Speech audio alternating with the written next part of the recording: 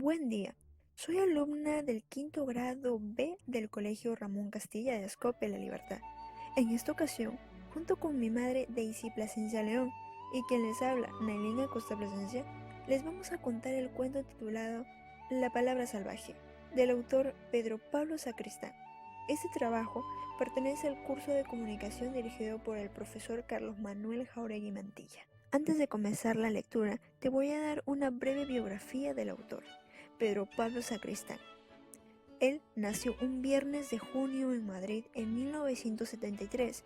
Es segundo de 6 hermanos. Estudió en un colegio privado en el cual su padre trabajaba como profesor de educación física. En el colegio era un chico estudioso, buen deportista. Tuvo como aficiones la escritura, la filosofía, psicología y otras humanidades. Terminando su secundaria, se interesó por estudiar ingeniería aeronáutica en una universidad, ya que también sentía una gran inclinación por las ciencias aplicadas, aunque nunca llegó a ejercer su carrera, ya que en los últimos cursos compaginó con un trabajo ligado a Internet en una gran multinacional. Gracias a este trabajo, pudo conocer a su esposa y tuvieron 2 hijos. Este es un cuento titulado La palabra salvaje.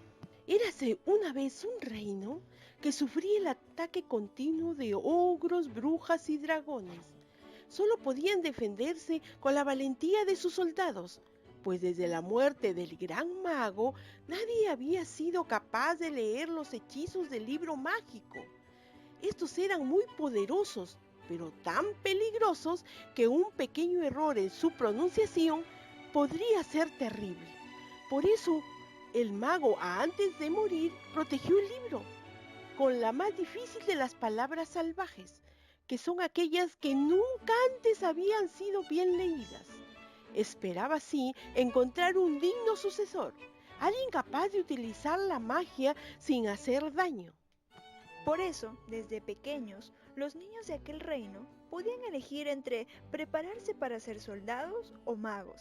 Pero mientras el entrenamiento de los soldados estaba lleno de ejercicios y aventuras desde el primer día, el de los magos obligaba a estudiar y leer durante mucho tiempo, antes de enfrentarse al gran libro y su palabra salvaje. Y de los pocos que terminaron su preparación, ninguno consiguió leer y comprender correctamente aquella misteriosa palabra. Marco era uno de los niños que debería elegir aquel año, como la mayoría solo pensaba en ser soldado. Pero justo el día anterior a su decisión, el reino sufrió un terrible ataque y pudo ver cómo el enemigo derrotaba con facilidad incluso a los soldados más fuertes y valientes, a pesar de que cada vez había más y mejores soldados. Nunca habían estado tan cerca de perder la guerra. Hacía falta un gran cambio y Marco comenzó por sí él mismo, se prepararía para ser mago, el primero en intentarlo en años. Tal y como esperaba, el comienzo fue difícil. Aprender letras que no significaban nada, luego juntarlas sin ver ningún resultado, después crear las primeras palabras tan fáciles de decir que las sabría hasta un bebé, pero mucho más difíciles de leer, hasta que finalmente, cuando comenzaba a desanimarse, empezó a comprender frases y palabras, y pudo leer sus primeros libros, y consiguió el acceso a la gran biblioteca. Allí encontró muchos libros que ya no eran cosa de bebés. Hablaban de cosas más bonitas y sorprendentes de las que nada sabían los niños de su edad que se preparaban para las batallas.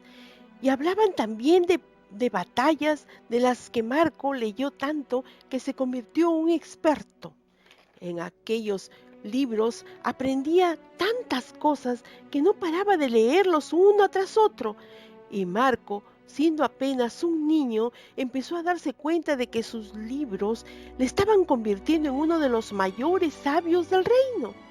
Pronto comprendió que nadie había sustituido al gran mago, porque estaban tan ocupados aprendiendo a luchar que apenas dedicaban tiempo para aprender a leer correctamente, y pensó que había llegado el momento de enfrentarse a la palabra salvaje.